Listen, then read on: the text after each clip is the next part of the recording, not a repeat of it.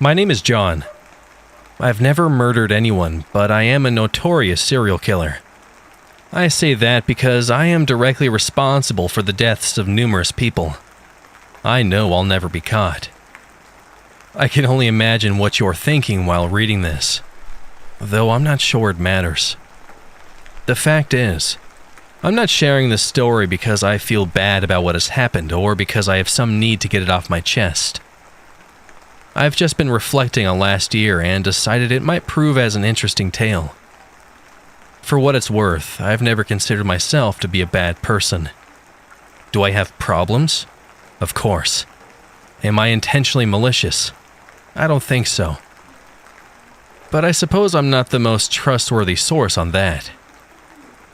Everything started in January of last year. I was a high school dropout, kicked out of my parents' home at 17 and living in a shitty apartment in a bad part of town. I was working my third consecutive overtime shift at a rundown diner. The place was old, and I think its position as a historic site is the only reason people in our town even frequented the place.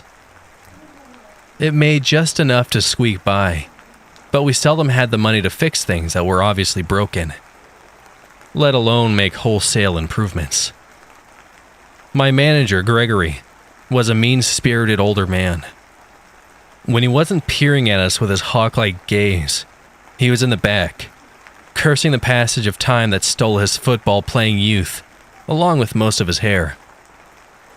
Every morning he lumbered into the diner with a scowl that would give crocodiles goosebumps. His first order of business was generally to delegate tasks in the rudest way possible and belittle anyone who so much as asked a question. An extremely conservative man one night.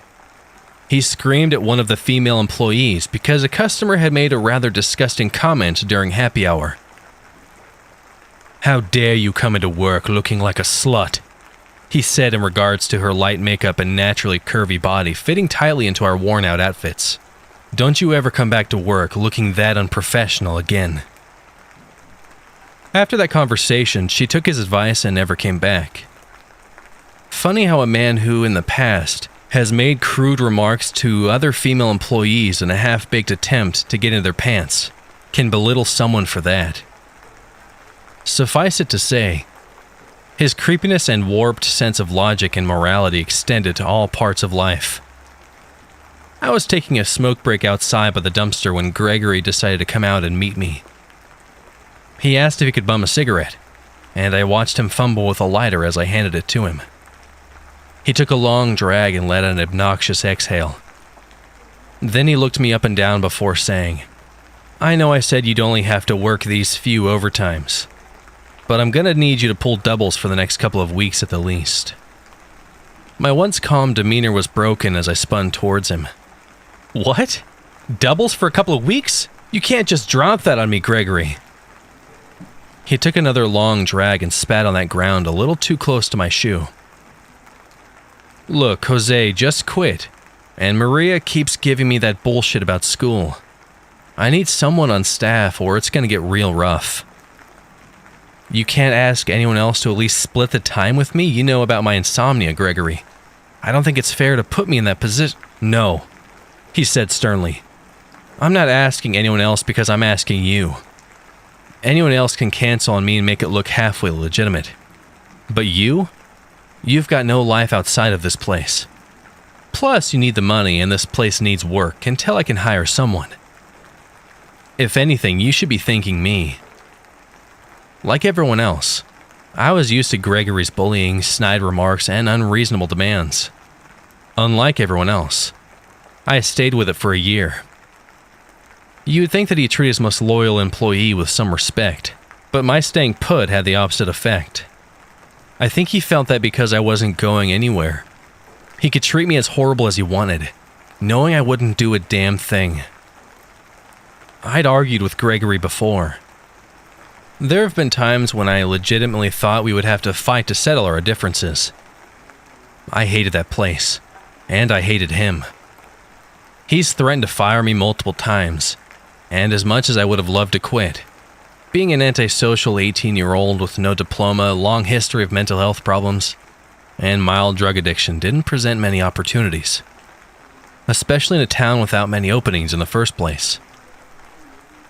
Shitty environments invite worse company, I suppose. Me and that diner were meant for each other in a tragically cosmic sort of way. And knowing that, all I could do was nod my head and mutter, "You got it, boss," before walking back inside. That night, I got home to my small apartment, shuffled the pile of bills off of my kitchen counter, and began to heat up some water for another night of instant ramen. As I watched the water boil, one of the papers with bright red lettering caught my attention from the corner of my eye. Curiously, I focused my sight on the bill, but as I read it to myself, my heart slowly began to sink, and I let out a very audible shit as I went to grab it. The bill read, "Rent past due, final warning." In short, I had a week to pay up before I was evicted. The issue being I wasn't supposed to be paid for another 2 weeks as I had just gotten my paycheck, and it wasn't enough to cover my rent. Thinking about how I could have let such an important letter go unnoticed, my mind was a blur as I tried to recall the previous weed-heavy nights. I could see my hands start to shake as the stress began to eat at me. In response, I grabbed a shot of vodka to dull my senses. Sitting on the couch and letting the alcohol take effect, I grabbed my vape pen and took a long hit to silence any thought of a panic attack. But even in my intoxicated state, the thought still nagged at me. What the hell was I going to do? I stared at the boiling water on the stove, walked over to turn it off, and ordered a pizza using some of the dwindling funds I had on my bank account. Ultimately, it was a problem for another day. During my third day of pulling double shifts, I tried to start my beat-up sedan and was met by a sound that clearly indicated it would have to be a day when I just took the bus. I tried to text Gregory, but my phone often takes a while sending messages, and I knew he might not see it until I got there. Running on 3 hours of sleep, I groggily made my way to the bus stop, where the bus came early, half an hour late, and dropped me off a little farther than where I needed to be to get to work. The early morning's debacle made me about an hour and a half late, and I was instantly met at the door by a furious Gregory. He immediately dragged me into his office, where he screamed at me for not being on time. I tried explaining to him that it was out of my control and that I tried to contact him. Still, he blamed me for not ensuring that I had reliable transportation, and that I should have just figured it out. I'm not sure what it was, but he seemed on edge far more than usual. When he kicked me out, I could feel the entire diner staring at me. I tried going along with my regular shift, and for the most part I was doing well, but I could feel the fatigue starting to kick in. The only thing keeping me going was some coffee I snuck from the coffee maker, an Adderall pill I bummed from a coworker, and the drive to make it to Friday so that I could pay my rent. But the effects of having to do double shifts and insomnia were coming in strong. A couple of cute girls had made an order for 2 Caesar salads with a side of fruit. A pretty simple order, but before I could leave their table, they stopped me to chat for a little bit. It only took me a second to realize that I was being flirted with.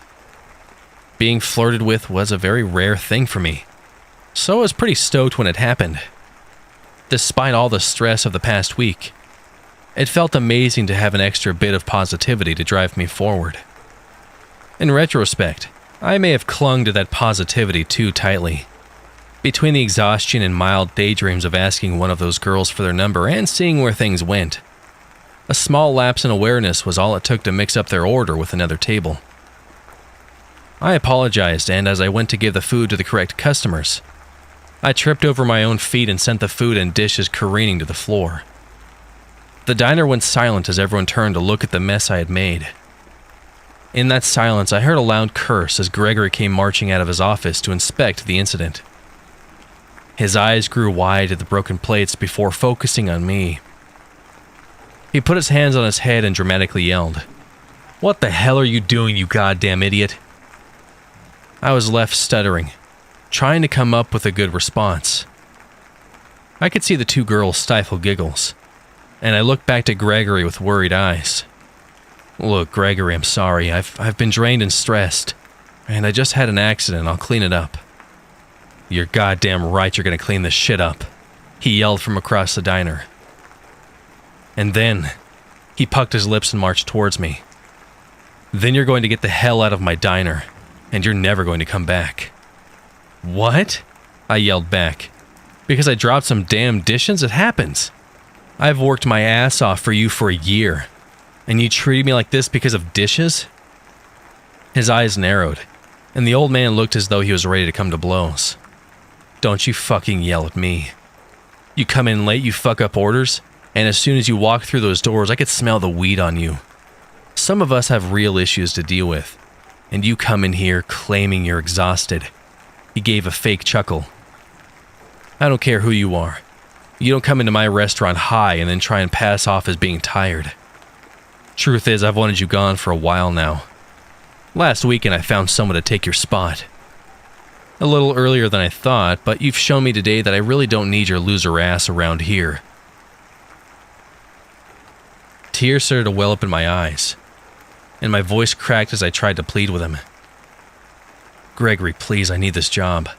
My rent is due Friday, and if I don't get paid, I'll be evicted. Please, don't do this. I promise I'll do better. This time his chuckle seemed more genuine. Paid by Friday? No. I'll give you your paycheck when I'm ready.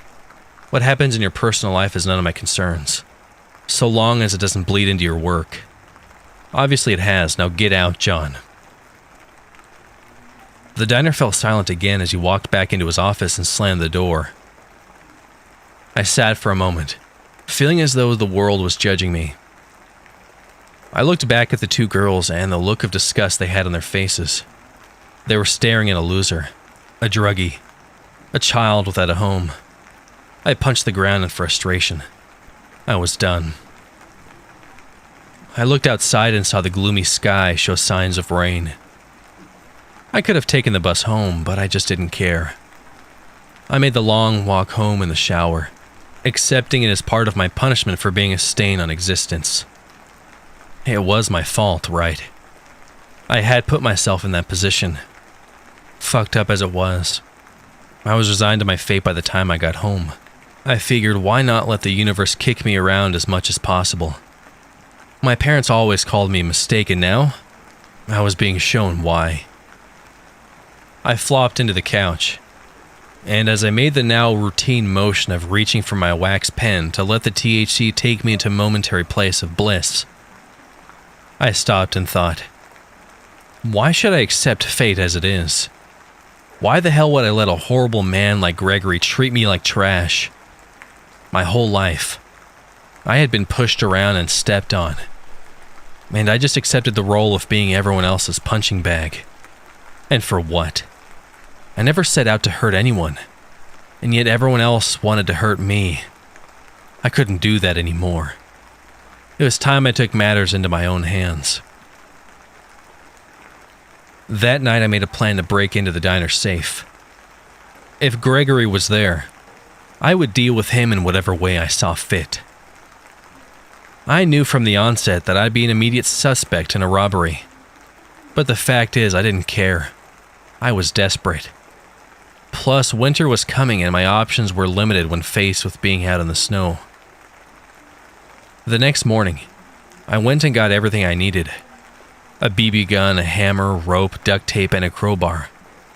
5 minutes before the diner closed, I drove up to the empty lot, downed a small bottle of tequila I keep in my glove compartment. Then I waited 20, 30 minutes just to be sure. When I was satisfied that no one else was coming in after the last car from the night shift had left, I was confident it would just be me and him all night. I donned a cheap wolf mask I found in my closet, slid the BB gun into my front pocket, and the hammer into my back pocket. With the rest of the supplies in my backpack, I made my move. I kicked open the front door and immediately walked to the back office. I furiously pounded on the door to coax the old man out. When that ugly, vile man opened up to see what was happening, I immediately swung at his face, dropping him to the floor. Then I took the crowbar from my backpack and swung down on his knees. The apparent cracking gave me a sense of satisfaction I had never before felt in my life. I tied him up with a rope and duct taped his hands and feet together. The old man cried on the ground, asking what it was that I wanted. I pulled the gun from my front pocket and waved it in his face. I made sure to stare into his soulless black eyes. A year of torment and hate stared back at me from that void. I couldn't help but make it personal. He needed to know that his actions caused this, that he made me a victim, and now he was paying the price. I pulled off my mask and stated, "Where's my fucking money, Gregory?" There was an audible gasp. "John? What the hell you doing, boy?" I was starting to get frustrated. "Answer the damn question, Gregory. Where's my fucking money?" He just spat at me and shook his head. "Well, you're not getting it now, you goddamn idiot. You messed up, John. You're going to jail for a very long time." I pushed the gun closer to his face, and he screamed, "Get that gun out of my fucking face." He then took a breath to calm himself down. "You know, maybe I should just be thankful it was just you. We both know you're a disturbed loser. The whole town does. And a disturbed loser like you don't have the balls to shoot me or anyone else. You want to bet?" "I do." He laughed that annoying know-it-all laugh. "You're a little shit whose own parents couldn't stand the sight of you. Sure, you'd sucker punch an old man. But now that you have to look me in the eyes and really contemplate what you're about to do, you're too pathetic." For a moment, my finger played with the trigger, contemplating whether or not to shoot him with a gun I knew wouldn't kill him. In a sense, he was right. I did sucker punch him. I brought a fake gun, knowing I couldn't shoot him with a real one. Everything was rushing back again. Pain, darkness, despair. Being a fucking loser. I screamed and threw the gun down. Pulling on my hair, I paced back and forth, cursing to myself. Shit. What did I do? Out of the corner of my eye, I could see him grinning. "Untie me, John, now. And maybe I'll give you a 5-second head start before I call the cops. Boy, I can't wait to see them execute you for being as disturbed as you are." There was that word again, disturbed. There he was, tied up with his knees broken, and he was still belittling me. How could he still have power over me? I stopped, took a deep breath, and let the realization hit me like a tsunami crashing onto the shore. I'm not right, and that's okay. I casually walked over to where the old man was tied up, bent down next to him and coldly stated, "You know, being disturbed isn't a crime, though the actions of the disturbed often are. And you're right, I am very disturbed." I flipped him onto his back, straddled his chest, and wrapped my hands around his neck. I felt no remorse. I simply wanted to feel this man's life drain out of his body, and with every second of him struggling more and more to breathe, I could feel the power shifting more and more towards me. For the first time in our relationship, I was in control. I decided what happened to him, but just as I was about to feel the euphoria of Gregory's death wash over me, an unimaginable force sent me back flying. I was dazed for a moment, thinking the old man had somehow managed to conjure up some last bits of immense strength. I prepared my hammer and resigned myself to bludgeoning him to death. But when I saw what lay before me, my jaw and the hammer fell to the floor. Kneeling before me was a figure. Its broad frame was covered in inky black skin. It stood on large, 3-toed webbed feet, and its wide, meaty hands were tipped in talons that each had to be at least 10 inches long. But the most shocking was its face. It was utterly smooth, save for 2 small eyes that narrowed on me, and a row of slits forming what appeared to be a smile. Behind each slit, I could see rows of sharp teeth. When it stood erect, I could see it had a slight hunch, but it still had to be no less than 8 feet tall even with that. We locked eyes for a moment, before it turned around to face Gregory. I watched in horror as it tore into Gregory's body. Pieces of flesh and bone were strewn about the small diner as I watched it flay open his chest and rib cage with ease, before ripping off his jaw and one of his arms. It then flung the carcass against the wall, with such force that the impact left a crater. But the most curious thing of all was that Gregory's body seemed to decay in real time.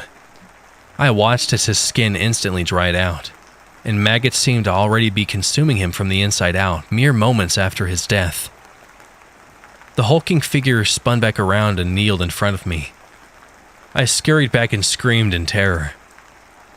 I knew the thing could have just as quickly killed me as it killed him. The fear inside me grew every second. I had no idea if it had something planned or if it was merely wanting to go on another violent rampage.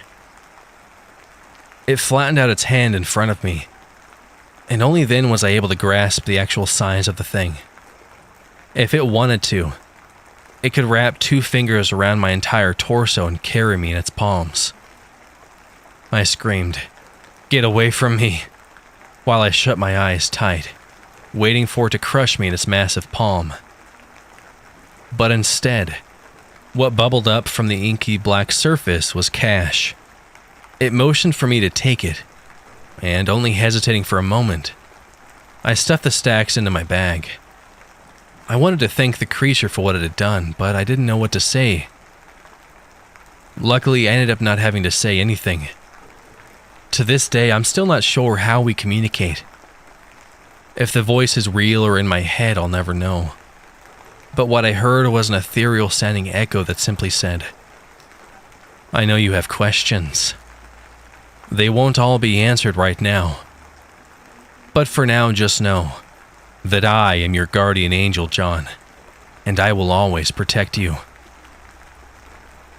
All I could do was mutter out a weak, "Thank you," and with a blink of an eye, it was gone. I scrambled to my feet, and after taking notice of the dead body for a second time, I realized that I needed to get the hell out of here. The next morning, after paying my rent, I switched on the news and saw that they were talking about the incident at the diner. Apparently, all the cameras had been switched off, and the police found no evidence of foul play. The rope and tape had disappeared, and investigators were convinced some identified animal, likely a bear, broke in and mauled Gregory. They noted that the safe was empty, but concluded it was a separate incident from the mauling, considering it hadn't appeared to be broken into. I couldn't believe I'd gotten away with the impossible. I remember laughing to myself in disbelief. But it was soon replaced with a sudden realization. Gregory wasn't the only person that had done me wrong.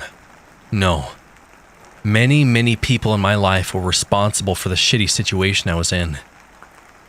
A lot of those people living good, happy lives, despite taking their turn stepping on mine.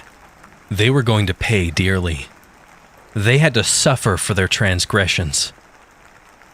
I had some money remaining from last night and figured maybe it was time I got out of this shitty town and did some traveling. By the next week, I packed up a little of what I had and started traveling. The most valuable commodity I owned, and the only thing I truly needed was the will to kill. So long as I had that, my horrifying friend would always take care of the rest. Many people have likely seen me around, maybe some reading the story. I fade into the background for the most part, observing and occasionally interacting, but never someone you'd remember. And perhaps that's a good thing. Maybe you shouldn't want to be around someone like me. I move in the darkness, and when you know I'm there, it's already too late. I've gone around exacting the kind of justice that I think is necessary for the past 2 years. With every new body, the closer I get to true happiness. I don't know what the end goal is. Maybe I'll just keep going until the pain goes away. Perhaps I'll stop and settle down. But for now, there is so much more work that needs to be done. And I'll do it with a smile on my face. One that mirrors that of my guardian angel. an angel that to this day I still have a healthy respect and fear for. It's always good to keep in mind that our relationship is built on a foundation of pain. For now, we keep the peace. But anyone should know, personal demons can hurt you just as quickly as they can hurt anyone else. When it stalks me in my dreams, watches me walk down the street, or stares back from my reflection in the mirror, I know what it wants. More death, more pain. For now, I'm happy to oblige, but I am terrified of what happens when I can't any longer. At the end of the day, I suppose everyone has demons. Some just happen to be more apparent than others.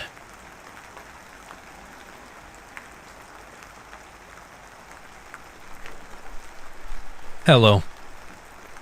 I heard this is the place where I can post about weird encounters and events.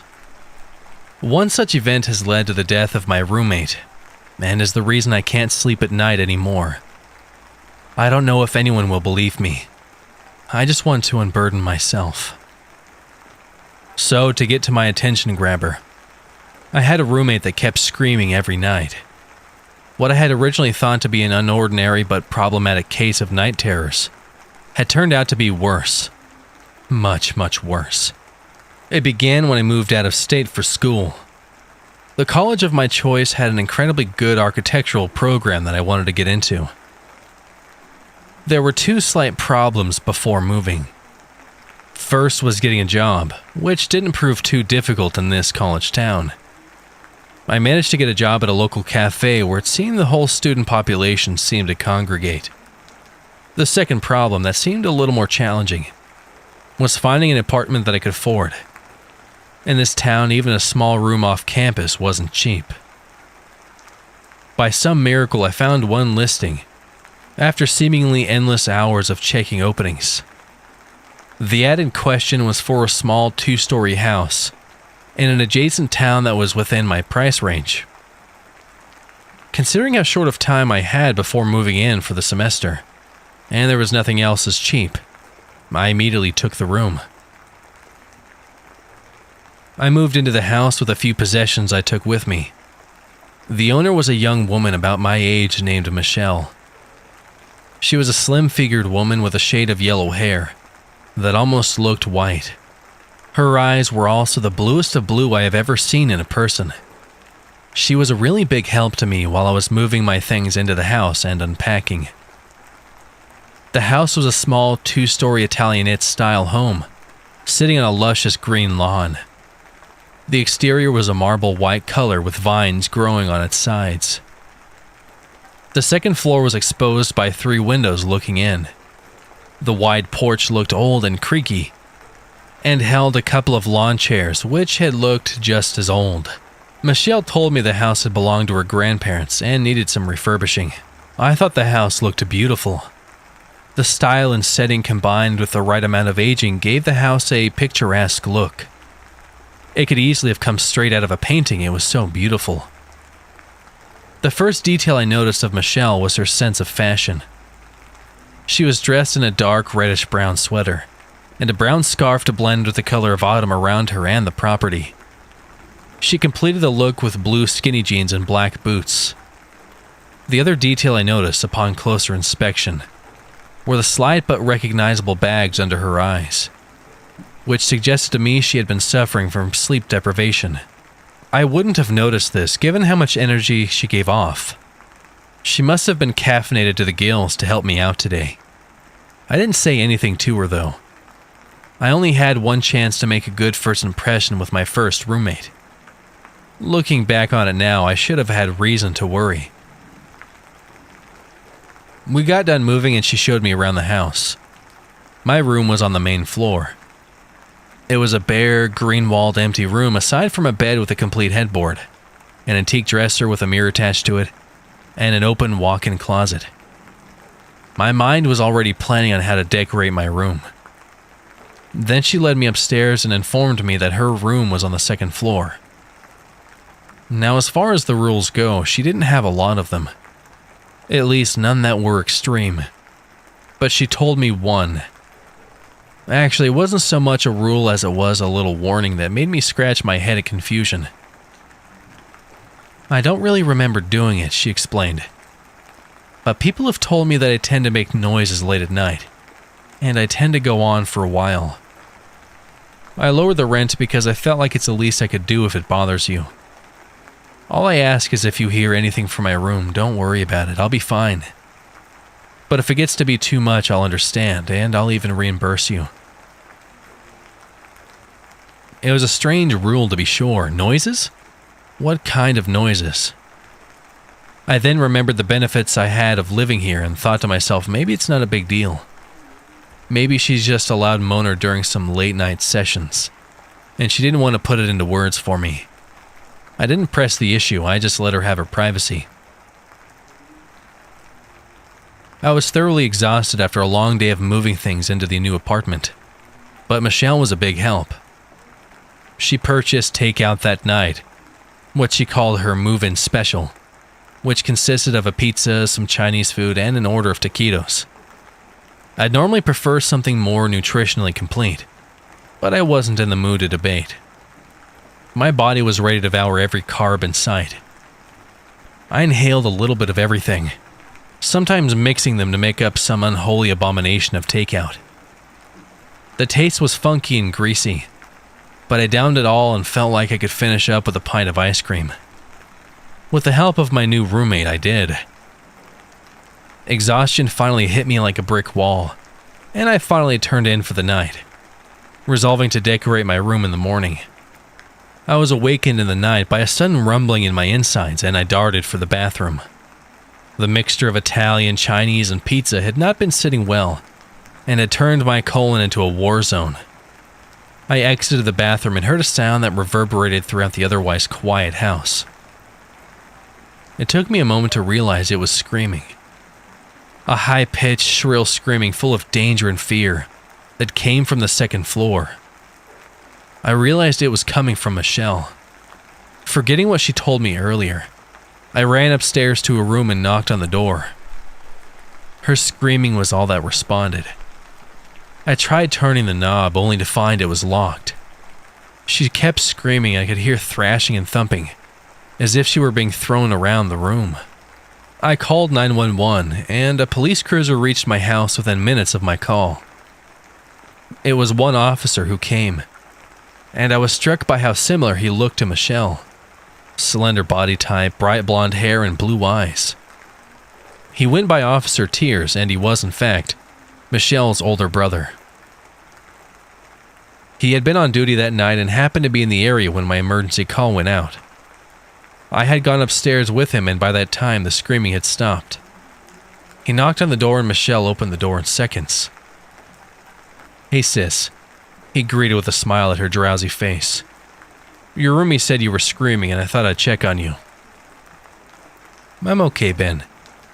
Thanks for checking." She ended by closing the door. Ben, or Officer Tears, walked back out after filing a report and was about to enter his vehicle when I stopped him. "What was that?" I asked him. The incident of her screaming and now being okay suddenly was kind of unnerving.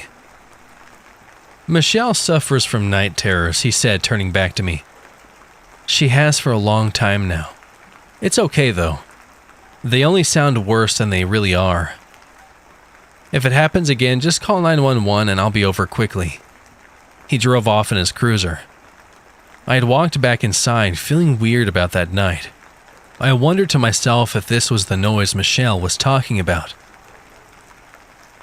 I saw her again the following morning. She looked more upbeat than I was expecting her to be. She was once again dressed in a fashionable sweater and jeans to her day. I asked her about the previous night, and she looked dumbfounded. I reminded her about her screaming. "I'm sorry," she said in a sad tone. "I don't really remember what happens, but everyone tells me I have night terrors. I guess I've had them since I was a kid. I'm sorry about last night, but it's really nothing to worry about. They don't last long and I wake up fine. If you want to leave though, I understand." I felt sorry for her that moment. I told her it's okay as long as she's not hurting herself. Besides, where else could I go? I stayed there for 2 weeks. Every night she had her screaming episodes. They would always occur between midnight and 3 a.m., going off and on with intervals. Just as I think she finally stopped and could go back to sleep, then she starts up again. I can hear her screaming during the night since her bedroom is right above mine. Sometimes I'd hear her walk around the room and thrash against a wall or furniture as if she were sleepwalking. I wouldn't be able to sleep during this whole time because the noise was so gut-wrenching that I could never ignore it. During the morning, she would look so positive and chipper on her way to her classes, and I feel like I didn't sleep a wink at all. She'd be out with her cheeriness, and I started feeling a resentment for her. I started looking for changes in my schedule to find some relief. I tried looking for night classes and night shifts. Cafes don't typically stay open overnight. I had to look for anything so I wouldn't be at home during the night and hear Michelle screaming. I found a position as an overnight stalker at a major retail company. I also managed to get classes for the morning. I never saw Michelle much, but I was glad to not hear her night terrors anymore. It was on the rare instance when I did see her, and I would notice something else. I went to the bathroom one night and saw Michelle standing in front of the mirror. This was the first time I saw her without a sweater and jeans. This time she wore a pink top and matching shorts. The skin of her exposed upper back showed signs of scarring and bruising. Her arms were also covered in bruises. I think I even saw traces of bite marks on her. The second time I was home, I was checking her room upstairs. The room, which was open at the time, wasn't out of the ordinary.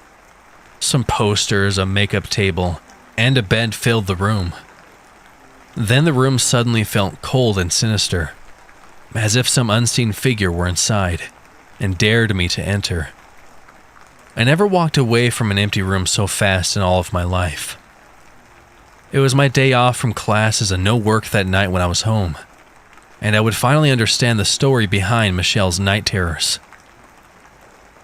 I came home after running some errands, and was ready to drop when I noticed a bright silver sedan in the driveway I didn't recognize. I walked inside to see Michelle, her brother Ben, and 2 others I didn't recognize, carrying rolls of some sort of insulation material. Michelle introduced the 2 older people as her parents, and they were over to help soundproof her bedroom. Her parents greeted me instantly with cheerful smiles and somewhat tired looks on their faces. I felt bad that I didn't help them set up the material, but I had no more energy for even the smallest chore, and I wasn't comfortable going back to that room anymore.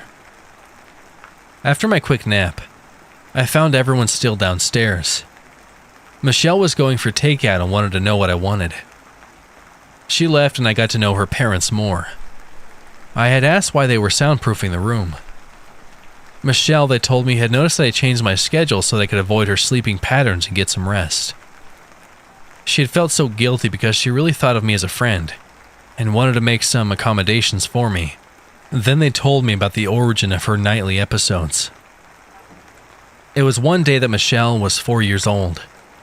The family was visiting her grandfather, whose mental health had been declining after the death of his wife. Whenever they talked to him, he would say little, if anything, and have a blank look on his face. They had noticed, however, that whenever he looked at little Michelle, he would have a look on his face that they could only describe as odd. They had spent the night thinking nothing of his behavior that evening. Later in the night, the parents heard a blood-curdling scream coming from Michelle's room. They darted to the room and found an obscured figure looming over her and wielding a large kitchen knife in his hand. The father had grabbed a lamp in the room and smashed it over the assailant's head. They switched on the overhead lights and found that the intruder was in fact the grandfather, who still held the knife in his hands. The impact of the blow had killed him instantly. Though she was physically uninjured, Michelle's young mind could not process the event that had happened. What resulted was years and years of night terrors in which Michelle would scream her lungs out. It also wasn't unusual for her to throw herself around the room and sustain some kind of injuries. I had felt worse than ever after hearing about her tragic origin story. I complained about how her screams were keeping me up at night, but she was the one who had gone through a traumatizing incident. I think I would be more surprised if she weren't having night terrors. Since I was off that night, it was one of the rare nights that I was home and was able to fall asleep instantly. The soundproofing must have done the trick, because I don't recall hearing Michelle scream at all. I think I would have preferred that to what came next. I had a vivid nightmare that night that I still recall with very clear detail. I was in Michelle's room and I had been screaming in the silent darkness in my room. I was afraid no one would hear me and not come to help. Above me was a dark silhouette of a person whose face gradually came into detail. It was the face of an older man, wide-eyed and a large grin splitting his face. He was what I was screaming at. I saw him throw me to the window outside. The glass shattered and I fell to the ground. I woke up to the sound of shattered glass outside and a large thud just outside of my window. I rushed to the window and saw the bruised and still body of Michelle on the driveway. She was motionless, and a pool of blood began to form around her head. I was horrified by what looked like a suicide when I heard laughing above me. I turned my head upwards to Michelle's shattered bedroom window, and my heart had dropped. The same grinning insane man from my nightmare was leaning over the shattered window with a look of glee on his face. I was sure he was looking at me before he had disappeared. I'd called 911 just like before, and once again, Ben pulled up to the house in his police cruiser. He stood frozen while looking at the lifeless cadaver that had once been her younger sister. An ambulance appeared behind him and took his sister away. They didn't switch on the siren and lights. No point to it, as it was too late. This time, Ben wasn't alone on patrol tonight, and they both grilled me about what had happened. I think they were trying to pin me to her death, as if I had killed her. I wanted to tell the truth, but what was I going to tell them? That some psychotic old man had thrown her out the window and literally vanished before my eyes? If I said that, forget jail. I'd go to the psychiatric unit.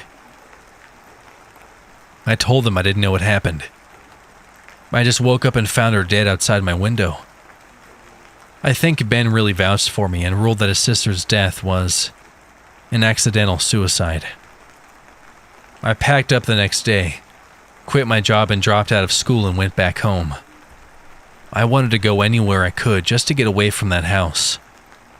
I never went back there. But that's not how my story ends. Whatever that thing was, had followed me back to my house. Sometimes I'd be asleep or awake, and I'd see that insane grinning man hovering over me. And then I'd be the one screaming.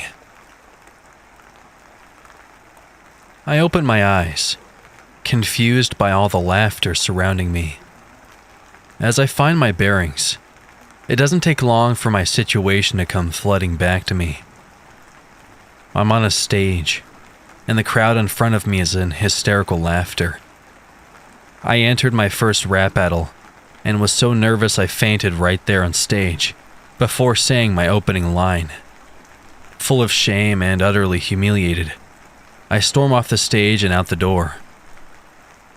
I decide to take the 30-minute walk back to my apartment, instead of an Uber to reflect on what went wrong. I'm a talented rapper when it's just me, and I'm not performing in front of a crowd. I'm not saying because I'm full of myself. This confidence comes from the feedback I get online. I post my raps under a fake profile and get great responses. The critics say my flow is elite, and I put all my pain and emotion into my bars. The bars you can feel into your soul. They sting like a bullet ant. The bullet ant's sting is described as a pure, intense, brilliant pain. As you can see from the bullet ant line, I don't shy away from being corny in my lyrics. When I arrived at my home, the first thing I do was update my social media status. I would do anything if I could rap in front of a live audience like I do in the comfort of my home, for you guys. Thanks for being there for me. I hit tweet to complete the status update. I then close my laptop and try to get some sleep. A beam of light shining in through my window directly onto my face wakes me the next morning. I open my laptop and boot it up. I make a pot of coffee while I wait. Lots of positive comments on my status, boosting my confidence. I noticed I had a personal message from a guy that said he could help me with anxiety. It read, "I can help you with your anxiety problems. It's my specialty. Bring me a bottle of rum, and the first visit is on me." He then left an address. I googled the address and it seemed to check out as a legit therapist. I would try anything to overcome this fear and show the world my talent. "I'm headed to a liquor store now," I respond. "Come around 8 o'clock. You will be my last patient of the day," he wrote back. I wasn't expecting an immediate response. I thought 8 seemed kind of late, but I also was paying with a bottle of rum. I assumed only clients that pay with money got the luxury of convenient hours. I passed the day playing Call of Duty and watching reaction videos to my latest rap song. Hopefully, soon, people can see the face behind the songs they love so much. If on rare occasions, I make a video of the song, I wear a white mask with the lips sewn together and a green spiked mohawk. Time seems to pass quickly before I find myself in an Uber headed towards the therapy office. I twist the door handle to the office and walk in. Nothing extraordinary. Dark red wallpaper with gold designs. Chairs line the walls for waiting patients. A sliding window where the receptionist should have been. The building seems to be empty. "Hello?" I say aloud, in hopes of alerting someone of my arrival. "I'm here for a therapy session." I awkwardly stand in the middle of the waiting room for a minute or two. It seems obvious now the doctor forgot I was coming and left for the night. I turn and walk to the exit. I'll just message him when I get home and set up another appointment. Before I get to the door, the lights begin to flicker. I hesitate at this, and after a couple of seconds, the lights go completely out. The darkness is thick and has a heavy feeling, like I'm wrapped in a weighted blanket. The lights spring back to life after a few seconds. An ominous feeling hits me like a ton of bricks. "Sorry, I'm late." A deep voice comes from behind me. I spin around to find a tall black man, standing in the same spot I had just been in the middle of the waiting room. He was thin and wore a finely tailored suit. It had strips with a double G Gucci logo breaking up the strips every so often. "You must be Josh. I'm Dr. Samidi. You can call me Baron." A smile spreads across his face. My YouTube personality is Twisted J. Did I tell him my real name? I must have and just don't recall doing it. I hand him the bottle of rum and raise my arm for a handshake. "Nice to meet you, Baron. I'm excited to see how this goes." His handshake is firm for such a skinny guy. "Step into my office," Baron says as he leads me out of the waiting room, down a hallway and into a room that consists of nothing but a desk and 2 chairs. He takes a seat behind the desk and gestures for me to sit in the chair directly in front of him. "Last night, you mentioned you would give anything to lose the crippling anxiety that affects your performance when you're in front of a crowd. Is that still true?" "Anything," I respond without having to think twice about it. Baron leans forward, putting his hands together and interlocking his fingers as he places them on the desk. "What about your soul?" I let out a laugh in response, before I notice that he isn't laughing. He sits behind the desk, with an unchanged expression on his face. Either he is serious, or he has an arid sense of humor. He pulls a piece of paper out of his drawer, places it on the desk, and with one bony finger, slides it my way. Wow, you're serious, aren't you? Sign your name, and the treatment will begin, Baron says as he extends a pen my way. With the belief that my soul was in no way in jeopardy, and this was some kind of weird way Baron goes about things, I take the pen and sign my name. Let's seal it with a handshake. Baron extends his open palm my way, and I firmly grip it to seal the deal. The lights flicker off again, only for a second, but when they come back on, 12 hooded figures are standing in a circle around the desk. Baron is now wearing a top hat, lined with the bones of what look to be small animals. A white skull is painted on his face. His suit is now unbuttoned, showing his chest and abdomen. He pours a glass of rum and lights a cigar. We are still in the same room, but as I look out the window, a city landscape has turned to a lake of molten lava.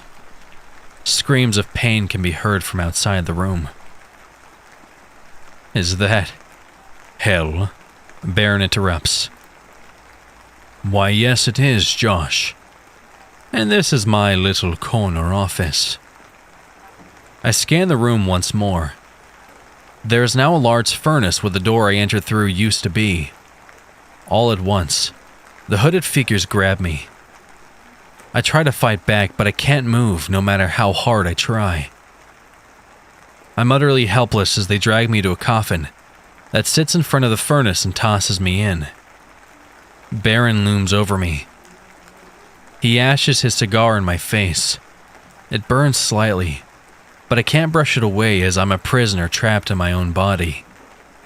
He pulls a knife from his pocket, and with a flick of his wrist, the blade flips open. He slides the edge over my wrist, opening a deep gash. One of the hooded figures, I can now see they are just skeletons, wearing black robes, gives him a cup, and he drains as much blood into it as he can. He then repeats this process with my other wrist. Baron dips his finger in the cup of blood and uses it to draw symbols on the palms of my hands. He pours a generous amount of rum into the cup with the blood. Baron swishes around the glass before drinking it in one gulp. He then tosses the glass, breaking it as it hits the floor. Baron shuts the coffin lid and shoves me into the blazing furnace. I'm still not able to move, but that doesn't stop me from screaming, caused by the excruciating pain from the flames enveloping my body. Soon the pain stops, and I assume the next step is death, which I have now embraced. But death doesn't come. The coffin is removed from the furnace, and the lid opened. I raise my arms and look them over. Not as much as a sunburn on my body, other than the symbols drawn on my hand by blood, which are now burnt permanently into my palms. Baron grabs my hand and pulls me up out of the coffin. Congrats. You're cured, he said with the cigar hanging out of the side of his mouth. How? Is all I can manage to say. By signing that contract, not only did you sell me your soul, you allowed Belith to possess your body. He will take over when your anxiety hits. Belith feeds off the crowd you fear so much, and he's a musical genius. Your music career will soar to heights you would have never imagined. I stare at the scars on my shaking hands. I can't believe what's happening right now. This has to be a dream, but the pain I felt has been so real. What about? I stammer, trying to get the words out with my trembling voice. Damn it, boy, Baron interrupts. How much more clear could I have made that? You're in complete control until your anxiety takes hold. Then Belith takes over. I fulfilled my end of the bargain. Thanks for the rum, by the way. I'm through with you. Be gone, boy. With those last words, Baron snaps his fingers and I fade into darkness. I open my eyes and peer around to check out my surroundings.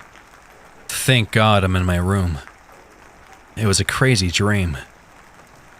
That notion being torn to shreds after looking at my palms and seeing those damn symbols still burned into my palms. One Google search of Belith, the demon that now inhabits my body. I immediately recognize the seal of Belith as the symbols on my hands. A ding comes from my phone, indicating a message. It was from an unknown number. The message read, "The music hall a few blocks from you is hosting a rap battle tonight. I expect to see you there." I knew precisely the event Baron was talking about. I had planned on attending as a spectator. I guess I'll test out this new ability of mine. I'm used to fighting my demons. I think tonight, I'm letting one out. Nothing of interest happened for the rest of the day, leading up to me going to the music hall. I'm at the bar taking a few shots of cheap whiskey to calm my nerves. I'm not scared of the crowd this time. I'm afraid of the unknown. I don't know how this will work or how it will go. The DJ just called Twisted J to the stage. I take one last shot before I walk to the steps leading up to the stage. I slowly walk up the steps, across the stage and stare down my opponent. I stand there, listening to the DJ hype up the crowd. My knees are weak, and my palms are sweaty. I quickly swallow the vomit that is rising in my throat and into my mouth. Fuck. This experience is turning into an Eminem song. The DJ drops the beat, and my opponent begins. He is okay, mostly just bragging about the money and women he most likely doesn't have. Throws a few insults my way. His flow is subpar at best. He gets a few oohs from the crowd, with some overplayed punchlines. Then he finishes, and it's my turn. I take a deep breath. The beat drops, and I'm ejected from my own body. I'm now a specter floating above the crowd watching myself. No, not myself. Belith. The punchlines are heavy and seem to be very personal. Things I would never know about my opponent. I notice my eyes start to glow purple. Then I notice my opponent is starting to bleed from the eyes. He seems to be in a lot of pain, but unable to move. He falls to the floor and starts convulsing right there on the stage. Foam starts protruding from his mouth before he finally stops moving altogether. I look around panicked, but unable to do anything as I'm just a projection of myself hovering, watching Belith kill someone in front of 200 people. But the crowd doesn't seem to care. They're continually cheering and applauding as Belith spits out bar after bar. For a moment, I forget about the dead guy on the stage and get lost in his lyrics. Chill bumps cover my specter body, and I feel nothing but pure bliss. The DJ is also bleeding from his eyes, but he continues to smile and lets the beat play. Belith then turns to the crowd and unleashes a fast flow. He had intertwined his vocals with the beat to a point where the two became inseparable. The crowd was loving it, still completely ignoring the dead guy on stage. Belith's lyrics were straight fire. I mean literal fire. With each word, the fire would come out of his mouth like a flamethrower. He then started to float, like a dragon spitting flames over the crowd of people in attendance. The smell of burning flesh from hundreds of people is something I'll never forget. The most traumatizing part, the crowd never stopped cheering and applauding him until they were nothing more than ashes on the floor. Belith looked at me and smiled before my spectral self was sucked back into my body. I look over what used to be the crowd in pure shock. The building wasn't immune to the flames. It had caught fire, and it was spreading fast.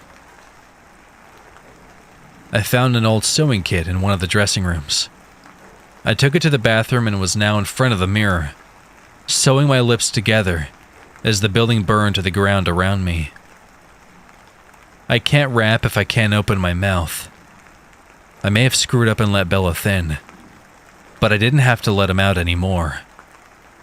If I can help it, Belloth will hurt no one else.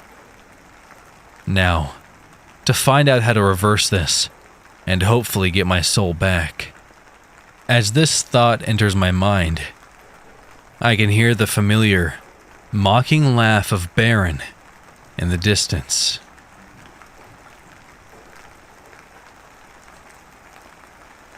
My name is Oscar, and I was a waiter at Prime Steaks. It's a steakhouse if you couldn't tell by the name. I'm telling you this because, as far as I know, that's where all this started. It was a normal Wednesday night. No one was coming in, and we were about an hour from closing time.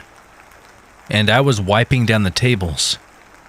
Justine passed through the room talking to Callie, the other waitress, while Pete was out back sneaking a smoke. Just as I dropped my rag into the bucket, the phone rang at the greeter's desk. Justine put her head down and let out a disgusted sigh as she made her way over to the phone. "Prime Steaks, how may I help you?" There was a long pause before the voice on the other end finally spoke. "I would like to make a reservation for 13. I know you guys are close to closing for the night, but I'll pay double and tip the staff $100 each, if you can make this happen for me." Justine put the man on hold and asked if we wanted to make the money, and of course everyone agreed. 30 minutes later, 2 black shuttle buses pulled into the lot. A tall, thin man got out of the first one and came in, stopping just inside the door. He looked around the room for a second before speaking. "I'm Alan Prescott. I called for the reservation. How many people are on staff tonight?" he asked as he dug a roll of $100 bills out of his pocket. Justine smiled and told him there were 4 of us, and he promptly peeled off 4 crisp $100 bills and handed them over. After that, he stepped back outside and waved to the vans. A few minutes later, the place was alive with conversation. There were 6 men and 6 women, not including Mr. Prescott himself. Once they were all seated and done ordering, Prescott stood in the middle of the room, raising a glass of red wine and clearing his throat to get everyone's attention. "Ladies and gentlemen, you are all invited here tonight for a very special reason. Everyone in this room has done a lot for the company this year, and I wanted to personally thank you all." He paused and took a long sip of his wine, then sat the glass on the table. As he did, his hands began to shake, and his eyes rolled over white before he collapsed. Callie was closest to him, so she immediately began trying to help. While she was giving him mouth-to-mouth, Mr. Prescott let out an award-winning belch directly into Callie's mouth, and she puked all over him. I don't know if it was Callie's vomit or Prescott's breath, but the room suddenly reeked of rotten eggs and ammonia. Some of the other customers rushed over to help, but the second they got close to him, they got sick as well. Not wanting to get sick, I grabbed my phone and went to the kitchen, dialing 911. 911, please state the nature of your emergency. "My name is Oscar. I'm a waiter at Prime Steaks on Perry Road. A man just passed out in our dining area, and now people are getting sick. Can you please send an ambulance?" By the time the EMTs got there, all hell had broken loose. Everybody in the dining hall was now puking their guts out. Some made it to the restrooms, others weren't so lucky. Pete and I stayed in the kitchen and, for some reason, weren't affected by whatever was going on. Callie, on the other hand, was at ground zero when EMTs got there. She was squatting in a corner, spraying the walls with diarrhea, while she vomited into her own lap, screaming, Please help me. Justine had been helping with the tables, and she was at the bar when all of this kicked off. From where we were, she seemed to be fine at first. The second the medics entered the room, they froze. One of them got his radio, then tapped the others as he pulled up his mask. They checked 2 people before I stepped away from the window and sat down on a countertop. Pete stayed glued to the window and waiting on a chance to get to his wife. After a few seconds, he started yelling and banging on the door. Hey, where the fuck are you going? Get back in there and help these people. I rushed over to the door in time to see the paramedics backing out of the room. Pete pushed past me and charged into the dining area yelling, Justine, are you okay? She got about halfway across the room before she started to vomit. Pete rushed over and grabbed her, then brought her back to the kitchen. I pulled my shirt up over my nose and backed away. What are you doing? Dude, she's sick. Why are you bringing her in here? Pete shot me an angry look as he helped Justine over to the counter. She's my wife, Oscar. I wasn't going to just leave her in there.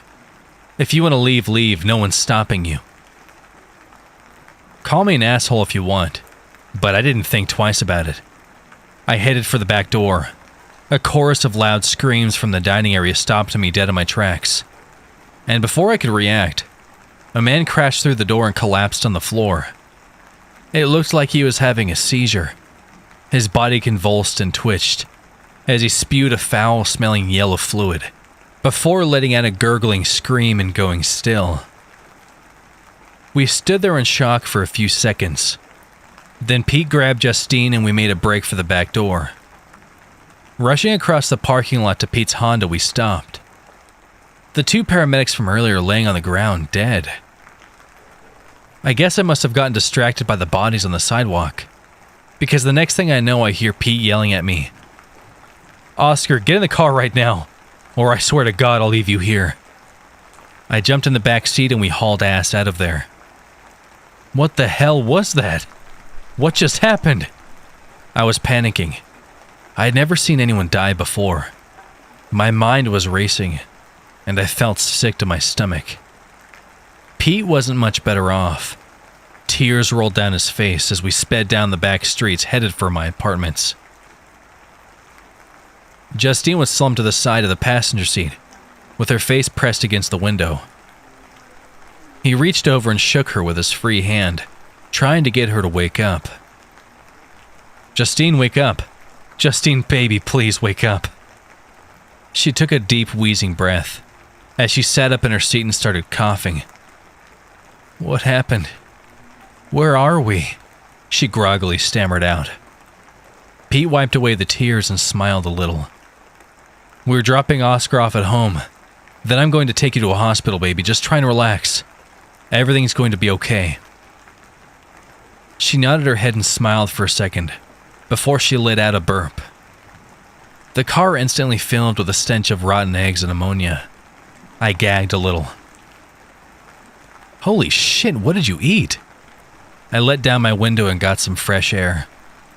She burped 2 or 3 more times, and the smell got worse when they finally got me home. She had been passed out for a while, but I felt like that smell was in my skin. As soon as I got into my apartment, I hit the shower and scrubbed myself raw, trying to get rid of that reek. Around 3 in the morning, my phone rang. It was Pete. Oscar, bro, listen to me, there's something. The line went dead. I tried calling back, but it kept going to voicemail. I gave up after a while and tried getting some rest. I don't honestly remember going to sleep, but the next thing I know it's morning and I'm waking up. I got out of bed, grabbed a cigarette, and went outside for a smoke. I checked my phone, but there were no new messages. It was 8:30 in the morning, and something felt wrong. It was quiet. On any other day, there would be people all over the place. I shrugged it off and lit my smoke. I took a deep drag, and as I did, I noticed a dead bird laying on the ground.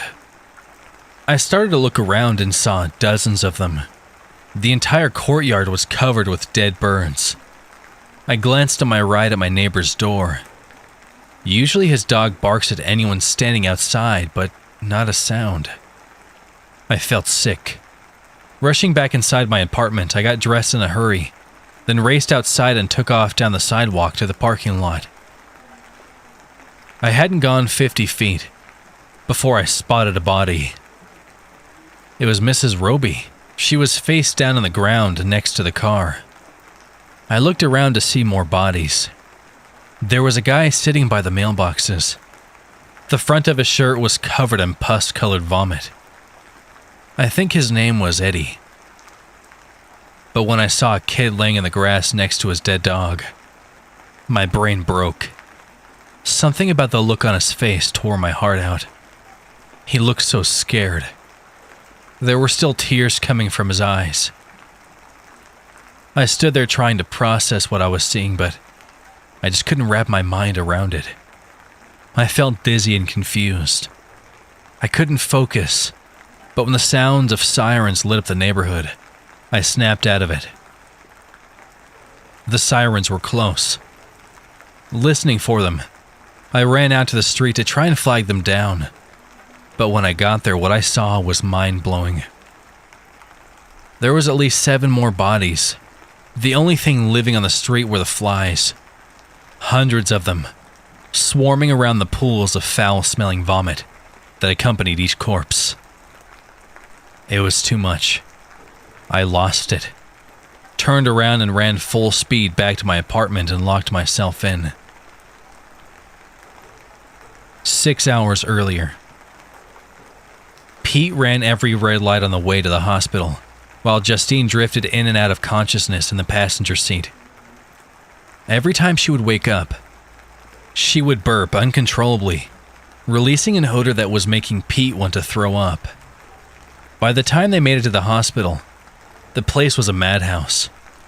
There were people everywhere, and once they got to the emergency ward, things got worse. The waiting room was jammed. It was standing room only, and he stood there holding Justine up as long as he could, but he was getting tired. He did the only thing he could. He walked her through the crowd and laid her down on a stretcher he found in the hallway. After about 45 minutes, people started dying. All you could hear was retching and heaving, then fluid splattering across tile, followed by the thud of bodies hitting the floor. Then the place exploded into chaos. After a few minutes, Justine finally came to. She was slick with sweat, and her breath stunk like hell, but she was awake. Pete helped her up, and once he was sure she could stand on her own, they got out of there. When they were back in the car, he tried to call Oscar. "Oscar, bro, listen to me, there's something." His phone died before he could finish talking. Shit. He slipped his phone back in his pocket, started the car, and they peeled out of the parking lot, headed back to Oscar's place. Once they were on the road, Justine started talking. "Did you see her?" She giggled. "She brings the flies." She flashed a strange grin and started muttering something under her breath. Pete was getting more worried by the second. Not only was she clearly sick, but now she was talking crazy. He mashed his foot down and picked up speed as she rambled on. "There was an old lady that swallowed a fly," she whispered as she rocked back and forward in her seat. Out of nowhere, she let out a scream and grabbed the steering wheel, causing the car to swerve off the road and slam into a light pole. The airbags deployed, breaking Pete's nose and knocking him out during the crash. He wasn't sure what happened to Justine, but when he came to, she was gone. It took him a few minutes to get himself together and get out of the car, but once he was on his feet, he did what he could to find her. He searched for her till the sun rose and came up empty. He stopped for a second to catch his breath, then checked his watch. It was 8:15, and he was just a few blocks away from Oscar's place. If he moved fast, the walk would only take about 30 minutes. With any luck, he could get Oscar to help look for her. By the time he got to 10th Street and turned the corner, he saw Oscar running into the apartments. Meanwhile, I paced back and forward in my living room, chain smoking cigarettes and peeping out the window every few seconds. On the third time checking the window, I saw Pete with his broken nose and bloody face limping towards my front door. Holy fuck, this can't be happening. I closed the blinds, then rushed over to start pushing my couch in front of the door, just as Pete started knocking. "Open the goddamn door, you idiot. I just saw you looking out the window, let me in." I paused for a second. "What happened to you? Where's Justine?"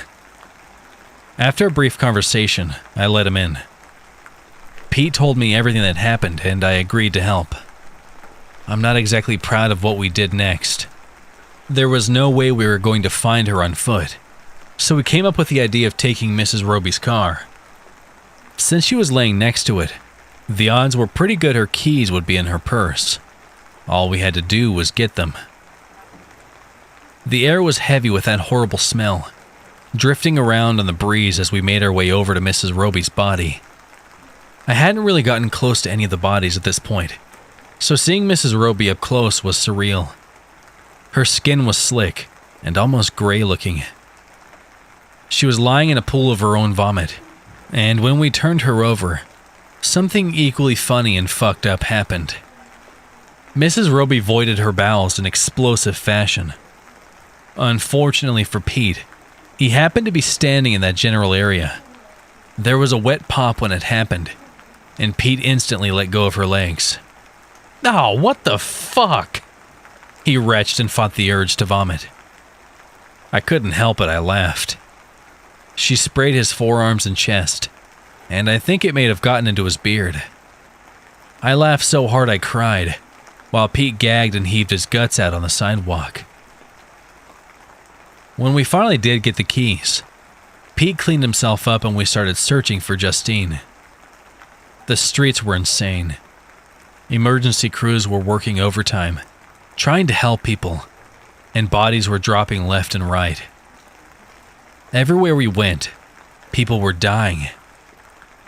We drove around for hours looking anywhere we thought she might be with no luck. We were running low on gas, so we stopped to fill up. I don't know what happened, but I guess Pete saw someone he thought was Justine because he yelled, "Justine, wait!" And he took off running before I could react. I left the car and tried to catch up, but by the time I got down to the alley he went down, I didn't see him. I ran through the alley hearing Pete's voice.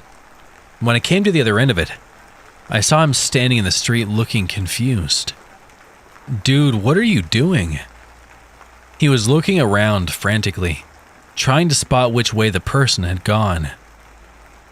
Out of the corner of my eye, I saw something move and Pete took off in that direction. I ran after him, barely keeping up. When we made it to the next opening, what we saw stopped us both in our tracks. The woman Pete had been chasing wasn't Justine. She had a similar build and the hair color was close, but it wasn't her. The woman was standing in the alley holding a baby in her arms, tears streaming down her face. "Please, you have to help her. She's not breathing." I didn't have to get close to see that the baby was dead, and by the look of it, she wasn't far behind. Her skin was already turning that sickly gray and she was dripping with sweat. The flies were buzzing in the air around her, waiting for her to hit the ground. I grabbed Pete by the arm just as he took a step forward. "What are you doing? That's not her. We can't help them. We need to go." The woman screamed again. "Please, you have to help." She stopped mid-sentence and started making a gurgling sound as she released her grip, sending the baby tumbling to the ground. Her body convulsed, and she heaved as she dropped to her knees, spewing that foul, yellowish fluid, then slumped over on her side, twitching for a few seconds before it was over. We both stood there stuck in the moment, not knowing what to say or do. I don't think we said a word the whole way back to the car. We drove all day, and when the sun went down, we drove some more. By the time it got dark, we had checked every other neighborhood in town and still no sign of Justine. We were passing through an intersection near Main Street when we got hit by a Ford F-150.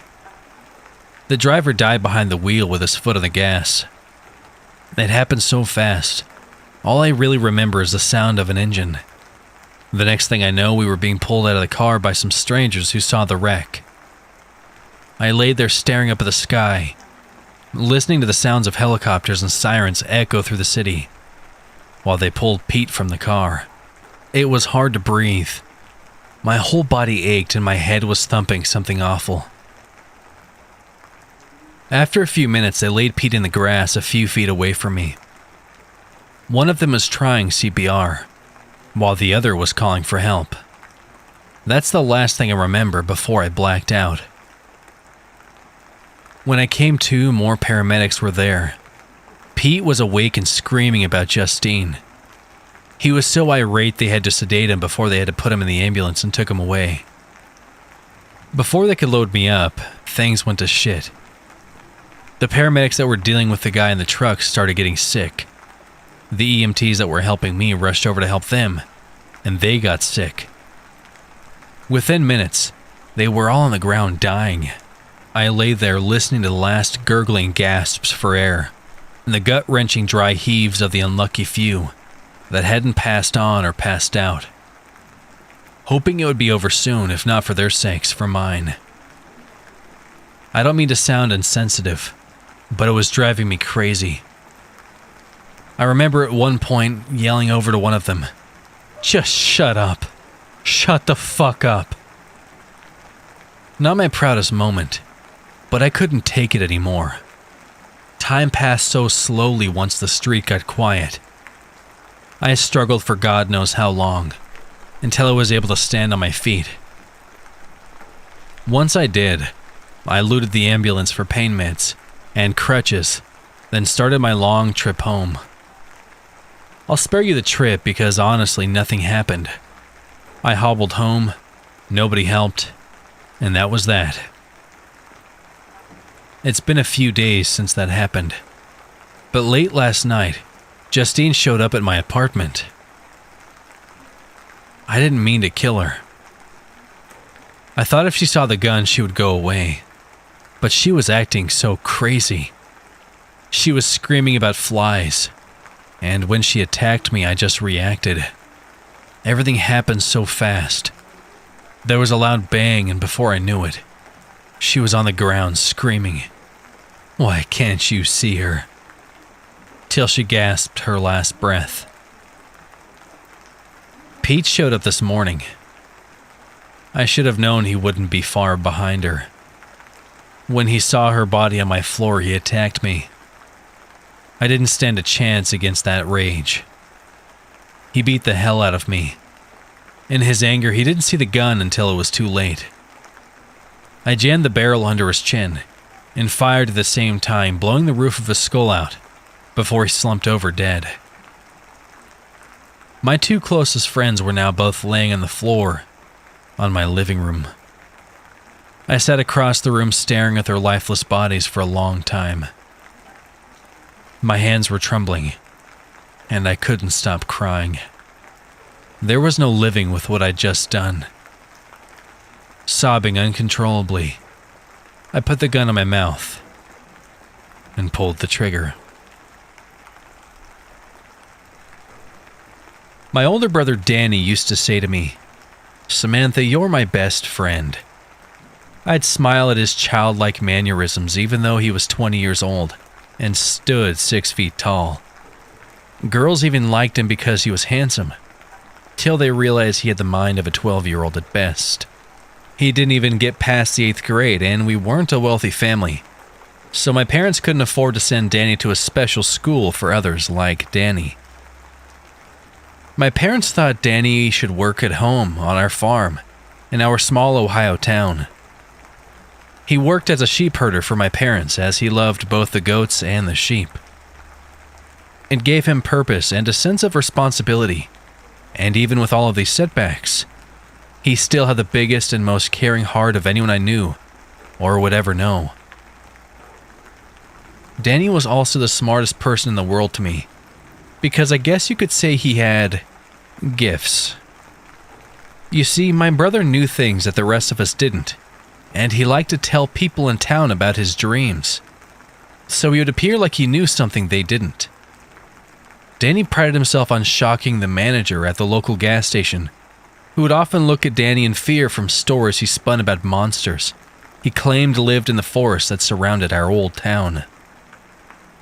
Danny was often made fun of for it, until my dad finally put a stop to his storytelling of the things he saw in his dreams. The real horrors of Danny's dreams were often about things that would at some point end up happening. There was a certain urgency with the bad ones. Those dreams were the dreams that gave you a sense of dread. For instance, one summer Danny had a bad dream that the crops would flood, and our father was going to die from the shock, or as Danny put it, Dad's surprise. My father had a heart attack and died on the operating table, but he was able to be resuscitated. So Danny's dream had in fact come true, but in the end everything was okay. It scared my parents, who had told Danny not to wake them up in the middle of the night when he had a bad dream. That it was just a part of life. He would often sob, and some nights he woke me up screaming. My parents were good people, but Danny could be a bit of a handful for them. But he was never a handful for me. I didn't mind him coming to knock on my door at weird hours of the night. It made me feel like I was older and more responsible, because my older brother and I shared a connection.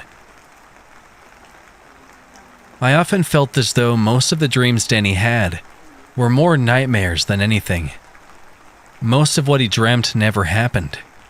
The constant subject was usually about the town now referred to as Helltown. Danny was afraid of the things he had heard from Vinnie Kramer, who was a continuous bully in Danny's life. Vinnie was 16 and in my class at school, yet Danny often had to walk past Vinnie's house on the way to pick me up from school himself. A little girl that was kidnapped in a made-for-TV movie he had seen, and since then he had always insisted on walking me to and from school after. Vinnie loved nothing more than harassing my brother by torturing his sponge-like mind with the so-called horrors of Helltown. Because of Vinnie, Danny was afraid to walk by the old Stanford Road that led to the old butchery in town. It was a place where animals were slaughtered, but now was just an empty old place with grass grown around it. Even though the old rope and hooks were left behind in the old slaughterhouse, there were no longer the screams of the animals. Danny had many dreams, or what I figured were more like nightmares, thanks to Vinnie, about an old doctor that turned people into animals with his machines. The only person who had lived out that way after the old slaughterhouse was gone was a plastic surgeon by the name of Dr. Crowley. He was said to have studied in Germany and moved to Hollywood, California just after World War II. He worked as a plastic surgeon to the many beauty queens of the motion picture industry, where he was able to use experimental methods to ensure the perfection of his many clients. As the rumor goes, he was hired to fix the face of a famous actress who had been in a terrifying accident.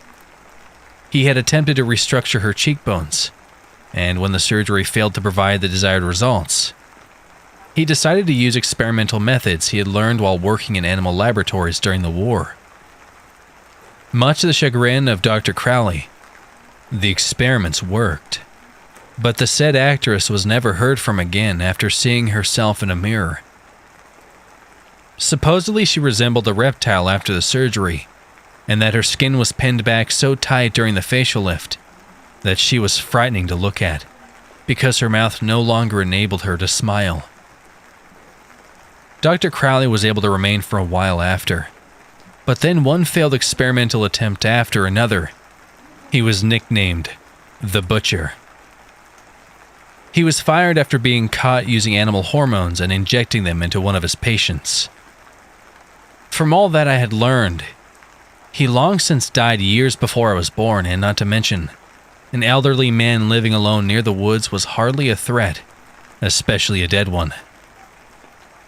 That didn't stop Vinnie Kramer from torturing my brother with stories of the butcher. Danny would often get stomped by Vinnie for a long while, as Vinnie made up stories to tell my brother. He would tease him and dare Danny to do stupid things that caused injury to Danny for the amusement of Vinnie and his friends. It was one of those typical afternoons that when Danny had gotten to my school to walk me home, he appeared to have a black eye. "What the hell happened?" I asked, watching tears fall from his eyes. "Nothing, Sam." He smiled, but I knew better, and I was pissed. I had enough of Vinnie Kramer and his antics. When we got back toward Vinnie's house, I was ready to kick his ass. I put my long black hair in a ponytail, and my pace quickened as we got closer to Vinnie's home. "Sam, you are walking fast." "No, I'm not. You were just walking slow," I teased him. He smiled at me, trying to keep up with me, but I was now on a mission. "Sam, now you are walking really, really fast." When I got to Vinnie Kramer's driveway, I could see him with his friends leaning against his father's car in the driveway, dribbling a basketball. He was a chubby kid, and right now all I wanted to do was punch him in his fat gut. When he saw me, his face turned red, and he knew that I knew what he had done to my brother. "Hey, gorgeous," Vinnie said, trying to act cute in front of his friends, but I was having none of it. "Did you hit my brother?"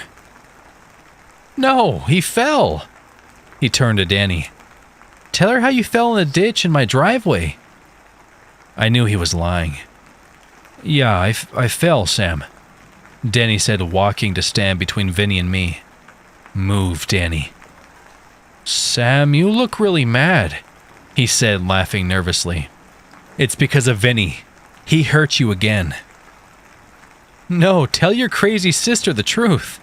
Just then, we all heard something run past the woods that were directly behind Vinnie's house, and whatever it was tripped over some metal drums that were laying on the ground, not far from the garage where we all stood.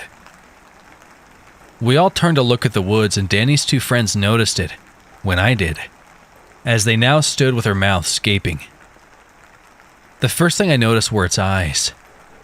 Glowing red auburn eyes. Then the second thing I noticed was its large size. My body trembled as I watched as it slowly moves in between the trees directly behind Vinnie's house. And then Danny said what I was thinking. "Samantha, it is just like my dream.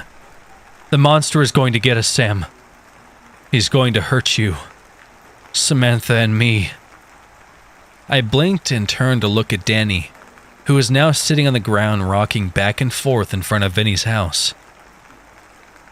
"Hey, dummy, it's just a deer," Vinnie said, looking down at Danny. His tone was almost excited, and I figured he was relieved that I hadn't been able to follow through with the ass-kicking I had promised. "Come on, Danny, let's go," I said, grabbing him to get up, so we could run home. As we went back down the driveway, I looked back, but the thing in the woods was no longer there. "Samantha, I saw it in my dream." "Shh, it's okay, Danny. It will be okay. No one is going to hurt you." I didn't want to tell my mother what happened, but Danny wasted no time telling our mom. My mother was standing in the kitchen chopping vegetables when Danny burst in on her, causing her to drop her knife on the kitchen floor. "Mom, I had a dream and Samantha saw the monster. I want to get out of here. It will come for me." "I can explain," I said, looking at my mom as she sat down at the kitchen table in her apron.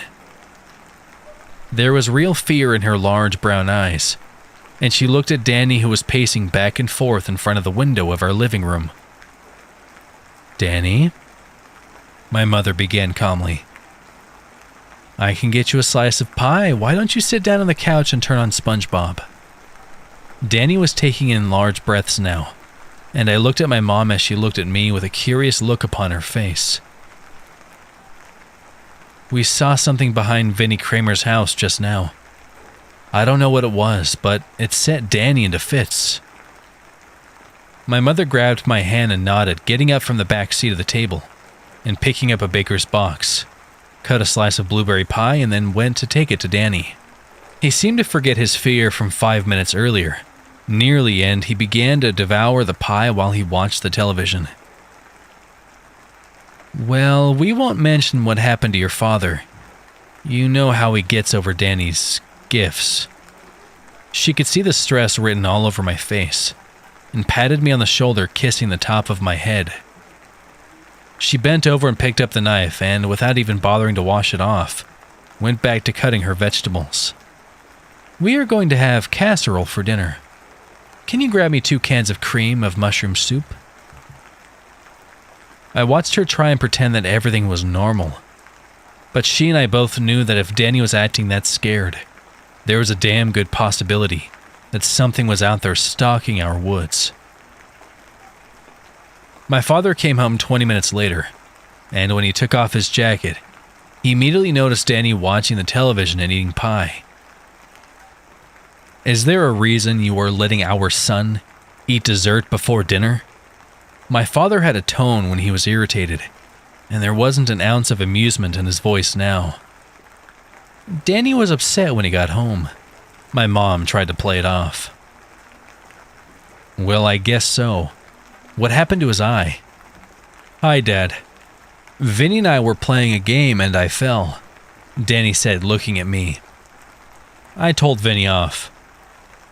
Good, my father said and sat down at the kitchen table, and that was the end of it. Danny went to bed early that night, and I sat in my room for a bit reading. I must have fallen asleep around 11 or so, and then I heard something slam. I was awake instantly and afraid. I stood up and noticed my door was cracked a bit. I thought that maybe it was Danny, after having one of his dreams, and opened it all the way to investigate. I called out gently, Danny, is that you? I heard nothing reply.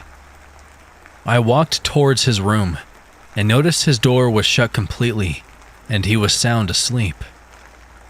What could the sound have been? I turned to go back to my room when I heard something slam against the back door.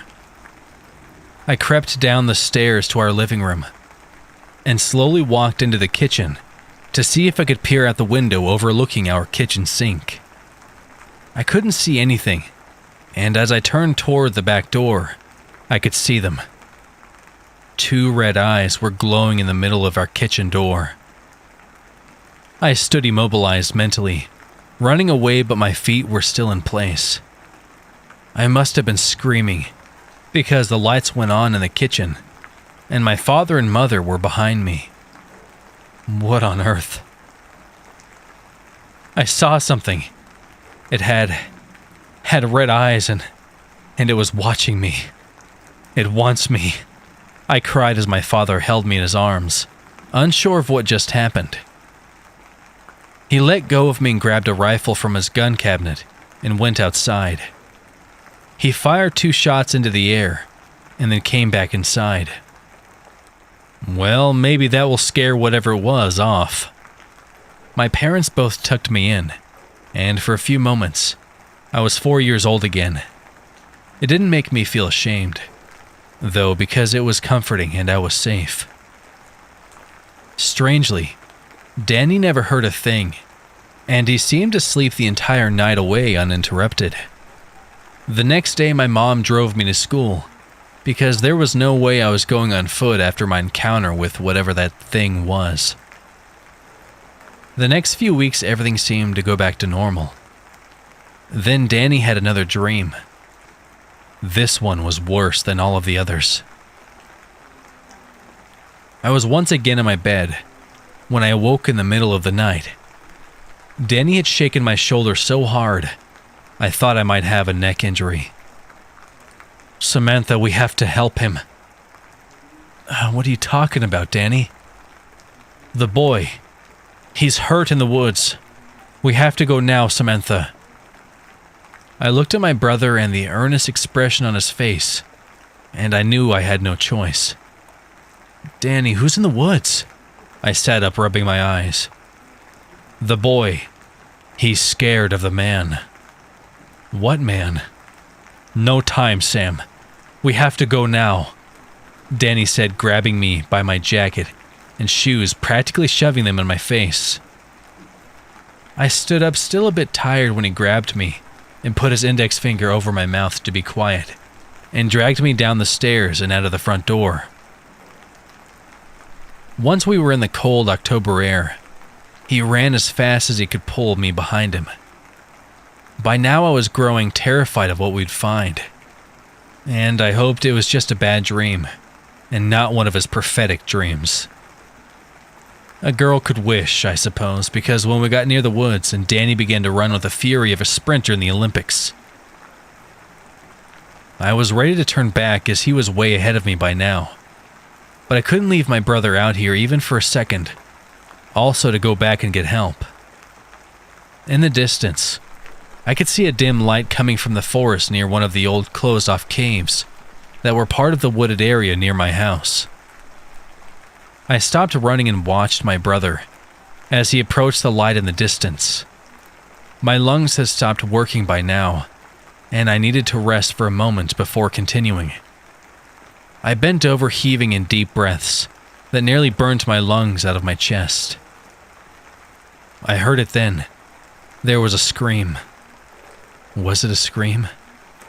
I managed to muster up the strength to keep going, and when I got to the caves that were now barred off with an off-limits sign on them, I went to turn back when I saw the creature. It stood nearly 7 feet tall and had bushy hair all over its body. The creature's face resembled Bigfoot, almost from the pictures I'd seen on the news, but there was something too human about it.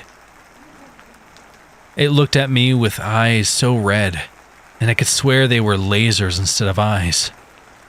I broke eye contact only for a moment to see where my brother had gone, and when I looked back, it was gone. I would have gladly allowed it to stay, because what now was standing in its place was something much worse. I heard the old man laugh first, and then I could see the light illuminated on him from inside the cave. I guess that what or whoever this was had been living in this cave. There, standing in front of me, was a very feeble man. He was stretched out and tall as though he had been pulled like silly putty. His white hairs on the top of his bald head were few, but the ones that were there stuck up in the air in an ugly position. His shoulders and elbows were exaggerated and pointy, giving him an almost insect-like appearance. He was taller than the creature that I had just seen, and when he moved in my direction, it was in 2 wide steps, making it that more terrifying, because just milliseconds before, he was nearly 20 yards in front of me. What was this thing? It had me by the throat before I could stop him. When I say the look in his eyes was that of the devil, that was the understatement of the universe. He had these piercing yellow-green eyes, and his skin was wrinkled and old, like something that had been buried and dug up. This thing's breath was worse, as he laughed in my face, and I wanted to be sick. The smell of death came from him and breathed into my face, taking all the light from my soul with it. "Girl, why are you here?" the old man hissed at me. I couldn't speak, but then I could see Danny coming up behind him with a large rock. My brother was coming to my rescue at last. Danny hit the thing over the head, and the creature let out an enormous growl, dropping me in the process. I watched then, as it turned to face Danny. But instead of getting angry, the thing only laughed.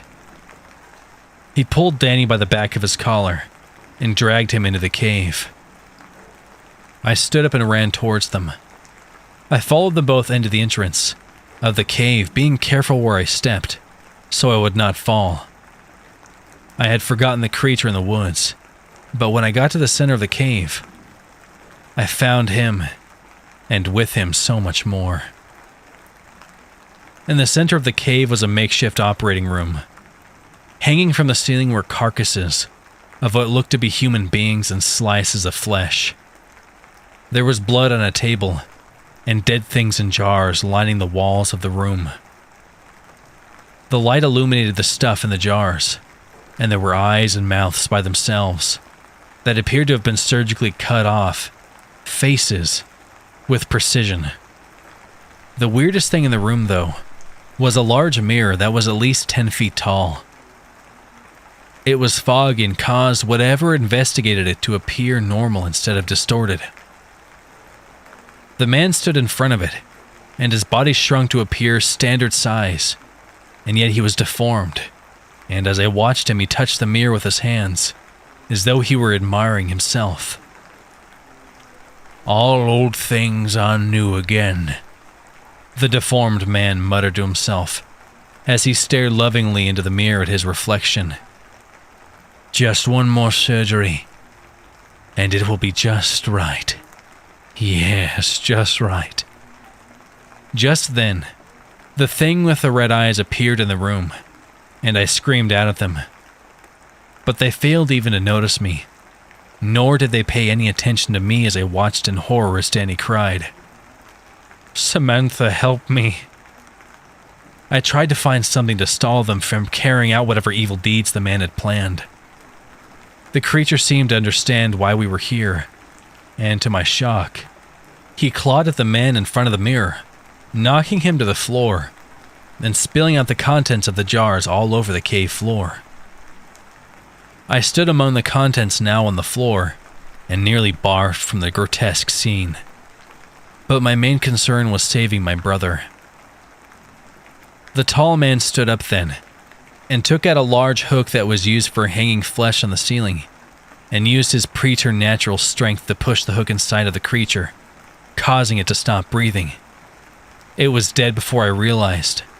The old man now had Danny by the neck, and was dragging my brother towards the woods again with the strength of 10 men, towards a vehicle. The vehicle was black, and I couldn't see in, but it appeared to be an old ambulance truck painted all in black, with black tinted windows. A woman suddenly appeared, and stepped out of the driver's seat with blonde hair and black glasses you would only see someone wearing during the day. She wore a black leather raincoat, and her hair was in a slick bun in the back of her head. She looked around, and then 2 other men appeared from behind her, and the old man threw Danny into the back of the truck. "Danke, Dr. Crowley," she muttered in German, and then I knew who the man was.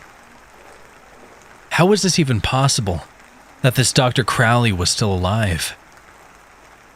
I watched him being handed something in a suitcase, with needles, and when he nodded, she walked away.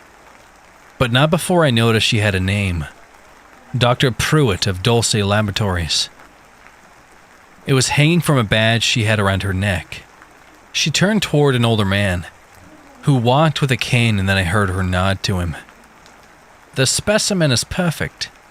She turned suddenly to Dr. Crowley, who now got into the back of the vehicle after a brief conversation. I ran toward the back of the ambulance, trying to get to Danny. "Danny!" I screamed, and then Dr. Crowley seemed to appear in front of me with the precision of a snake. "He's the one they want. Not you, girl," he said, and kicked me off the back of the truck. I fell so far down, I landed near rocks that lined a little valley in the woods. I heard the engine of the vehicle, and Danny was gone. There was no way I could have saved my brother, no matter how hard I tried. I grapple with this every day of my life. My parents searched for Danny for years, before they passed on several years later. They were never the same after Danny was taken, and there was nothing authorities could do except put up missing posters and do a thorough search of the surroundings by the cave. I refuse to leave our hometown because I know that Danny is alive. I can feel it in my soul. I didn't understand why they wanted my brother at first, but then I knew the answer to that. Danny had gifts that they could harness if given the right conditions. I knew that because of his gifts, they wouldn't kill him, and I never gave up hope of finding my brother again. I always knew he would never be the same, though, if I did. I never stopped holding out hope I'd ever see my brother again. And then one day I finally did. One afternoon, I was riding my bike in the marsh on the bike trail when I happened to look up. There in the woods just across the lake was a creature with hair all over its body, and it watched me with a longing in its laser-like eyes. I looked back, feeling unafraid, and a calm ran over me, until an excitement boiled in me, and I managed to wave toward him. It raised its elongated hand, and then quickly recoiled into the woods, as two joggers ran up behind me talking loudly. I miss my brother, and I hope one day I will find him again. I keep returning to the woods, hoping to find clues as to where he may have went. I leave little gifts for him in the woods, things I know that meant a lot to him. I left a SpongeBob doll in a tree, and a few days later I went back and it was gone. So Danny, if you are out there, know I love you, and I will never stop searching for you.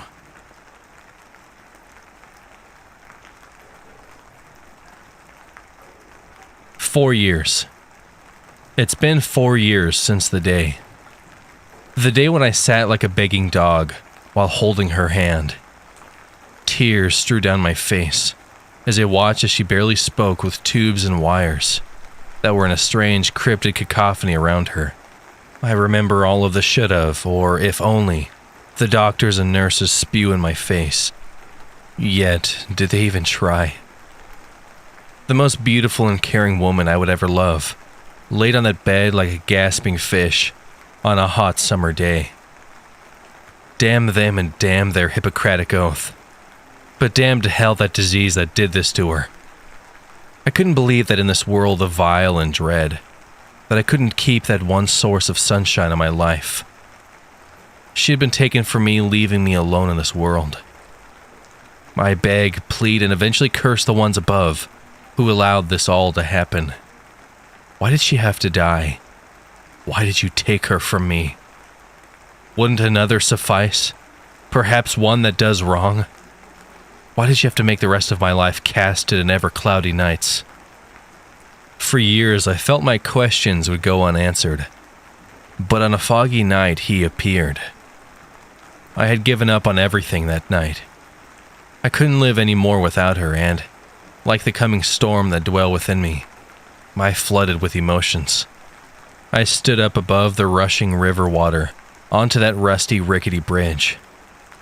As I watched the water come rushing downward, imagining how my body would be carried off and cast down upon some embankment, only for later for any sort of creatures to feast upon me. As I waited for that one nerve within me to awaken, the nerve needed for me to pull myself up on the bridge edge, I heard the tapping of something against the metal bridge, and a sound that was strange, a type of whistle. It seems to be a mix of a wolf howl with that of a train whistle. I turned to the sound only to see a thinly tall man, dressed in a long black trench coat and top hat, an outfit reminiscent of a person from the 18th century. His walk was strange, and in his hand was the cane that made the tapping sound. He stopped in front of me, yet I could not see his face, for under his hat I saw nothing but blackness. Before I could speak, he rose his head slightly for the moon to light the bottom of his face. In a scruffy, unkempt thing you might call a beard, I saw the man flash a grin. Without ever moving his head, he quickly pulled out a small black card from his coat pocket.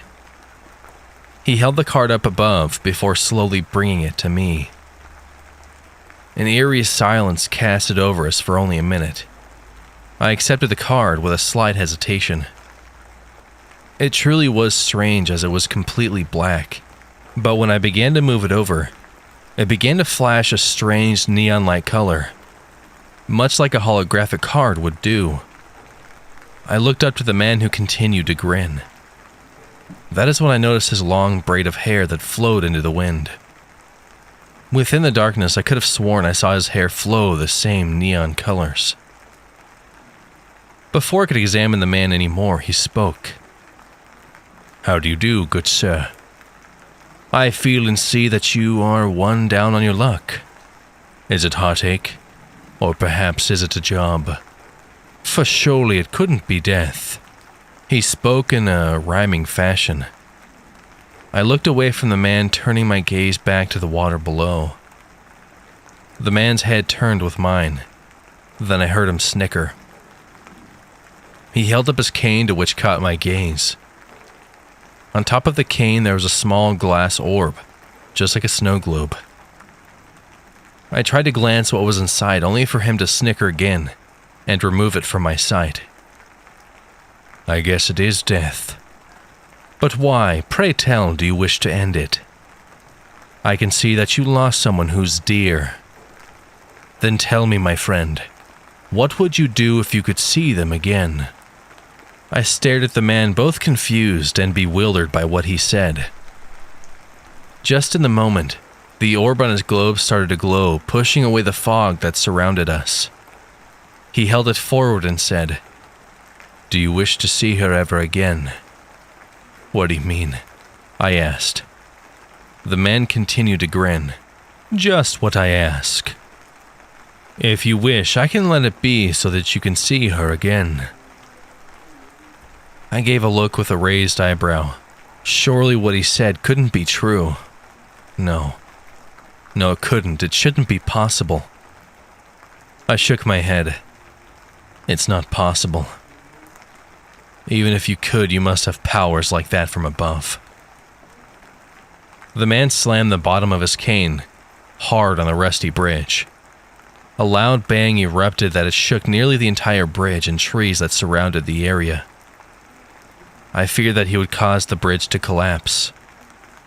He held up one of his skinny fingers and shook. "No, my friend doesn't go comparing me to some old fool. But what you offer is something like that. Unless, of course, you're the devil coming to steal my soul with false hope." The man shook his finger again. "Don't lower me to some candy-giving fool. I don't offer hope, nor do I offer pain. I only come here today to offer this to you."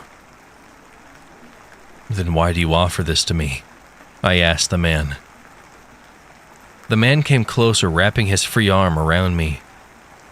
He held forward his cane, bringing the orb closer to my eyes. "You see, my dear friend, I'm one who comes calling when someone is in pain or in dread. I wish to help them accept and move on. If you don't wish, then I bid you farewell. Yet if you do, then let me know and I'll heal you instead." I can see my wife. Is that what you're saying? "If that is what is needed for you to heal over her death," the man said, "then my friend, that is what I do." The man walked away from me, releasing me from his arm. He spun around, his long dreadlock twirling like snakes. I couldn't grasp what was going on. This was all too sudden. But there was something strange about this man. For though his voice was calm and collected, there seemed to be something hidden within it. Though I felt no dread from this man, there gnawed at me something that lied deeper in him. Yet even so I did ponder. Could this man help me get over my wife's death? I glanced back at the rushing water, my first option as I muddled over the man's offer. What else could I lose? For if worse comes to worse, the only thing the man could do was kill me. But then if he did, I could be with my wife again. A horrible thought to think of, but nonetheless, it's an option. I nodded my head. I take your offer. I mean, you saw what I was going to do earlier. What do I have to lose? The man grinned. He lifted the orb to my eyes. I watched as a substance like snow swirled around inside the orb. As the swirling grew intense, so did a bright light. A light like that card in the man's hair from earlier. I watched in a daze as the light took over me. In a flash, I woke in bed, confused, dripping in sweat. Had everything I experienced just been a dream? I looked over at my nightstand to see a tall, empty bottle.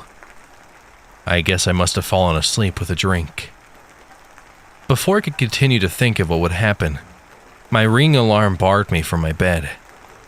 Reaching under the covers, I found my phone, with my alarm notifying me of my running late for work. Though if honest, I didn't feel like going, but after that dream, I had to get my mind off of it. I got dressed and rushed out of my apartment. Making it to the street, I accidentally bumped into another person. Sorry, I spoke in a rushed tone. It's fine. That voice. It was familiar. I turned around shocked at who I saw. It couldn't be. It shouldn't be. That person who spoke was my wife. It was her. Caroline? My voice cracked with emotions. I'm sorry, I think you have me mistaken for someone else. I grabbed the woman's arm. No, it's you. It's you, Caroline. You came back to me. The woman shook her head, trying desperately to pull me off of her arm. I'm sorry, sir, you have me mistaken for someone else. No, it's you, Caroline. It's me, John. Your husband. With my wavering mind and the woman's anger, she managed to pull me off of her. I don't know you. She took a step back into the street. I know she was dead, but she was right here in front of me. No, Caroline, please listen to me. The woman continued to step into the street, shaking her head. I'm sorry, sir, you have the wrong... Suddenly a loud truck horn blared. I and the woman watched in horror as an 18-wheeler came barreling down. It was so quick, causing me to fall to my feet. Again, I had lost my wife. That is when I heard the gathering of voices. This voice, no. It can't be. I looked around to see a crowd of people gather to check out the scene. They were all her. They were Caroline. How could this be? No, it isn't real. It can't be. I watched as the truck driver exited the truck only to see my wife. No, I cried. No. I ran from the scene as I heard people, Carolyn's, shout at me.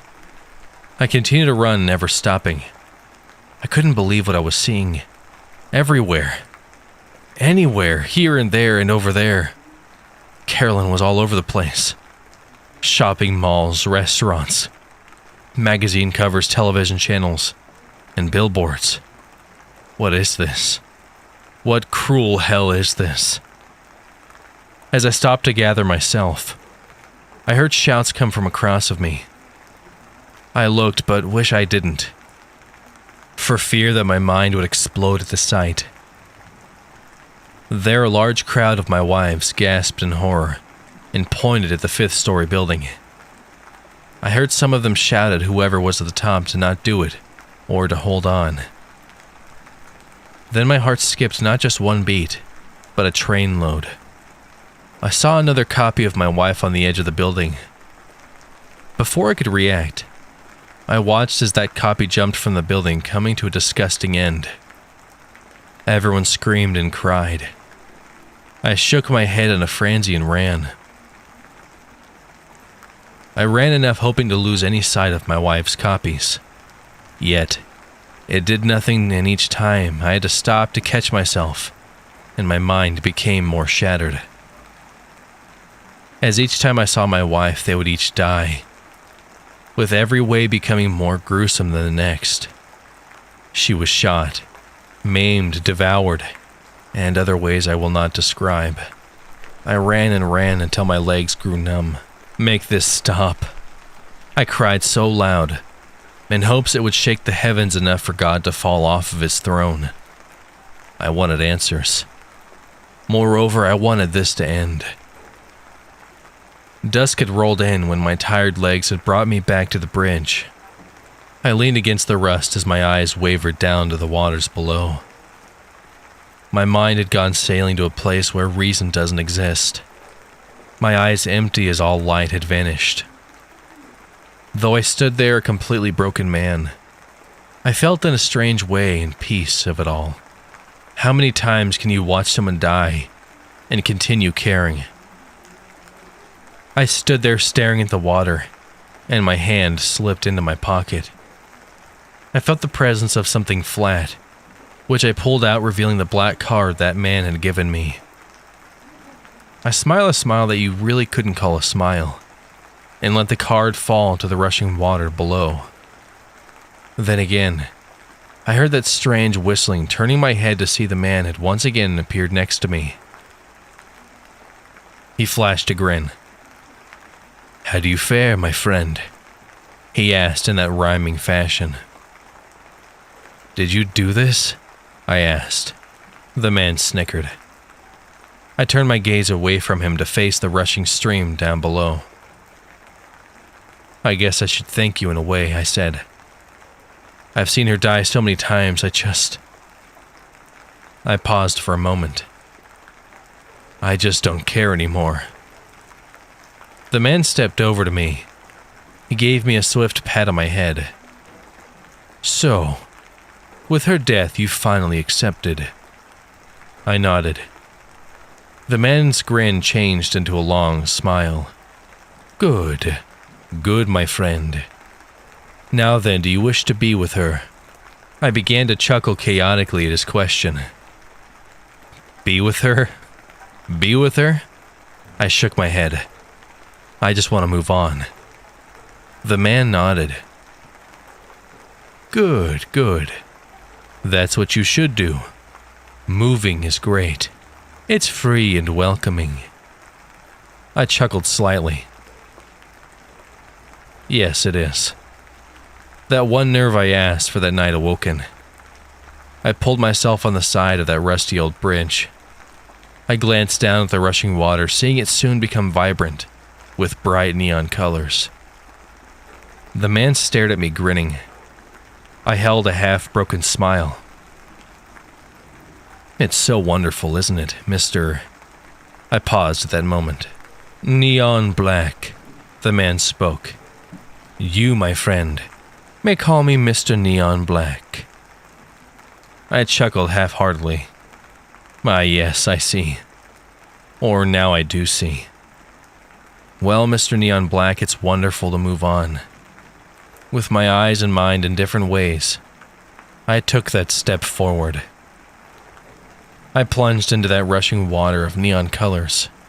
However, I did not feel the texture of waters gushing through me, through a narrow line, nor did I feel the jagged rocks at the river bottom.